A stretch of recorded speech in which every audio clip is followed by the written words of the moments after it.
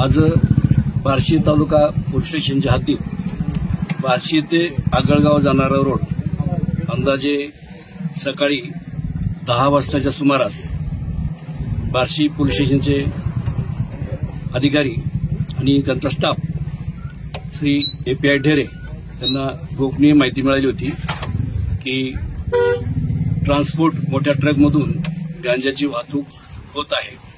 त्याप्रमाणे त्यांनी पळत ठेवून गाडीचा पाठलाग केला आणि पाठलाग करत असताना गाडी पोलीस स्टेशनच्या हद्दीतच एका ठिकाणी थांबली। त्या ठिकाणी दुसरी एक ट्रान्सपोर्टची दुसरा आयशर टेम्पो त्या ठिकाणी आला आणि त्या ट्रान्सपोर्टच्या ट्रकमधून एका गाडीतून दुसऱ्या गाडीमध्ये माल अनलोडिंगचा काम त्यांनी सुरू केलं।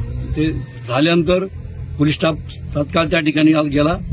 त्या ठिकाणी सगळ्या मालाची चौकशी केली, तपासणी केली, परंतु जे मूळ ट्रान्सपोर्ट केल्याचं वाहन होतं ते वाहनाचे चालक आणि त्याच्यात काही इसम पळून गेले।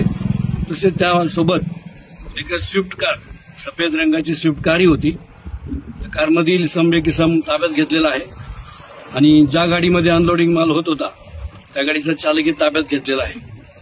सर्व मालाची तपासणी केलेली आहे। अंदाजे 31 ते 40 बॅगा, अंदाजे एका बॅगचं वजन 25 किलो आहे। असा एक 30 ते 40 बॅग आहेत आणि एकूण 125 ते 150 किलोच्या आसपास गांजाचा माल आहे। पुढील कारवाई बार्शी पोलीस स्टेशन आणि सर्व विभागातील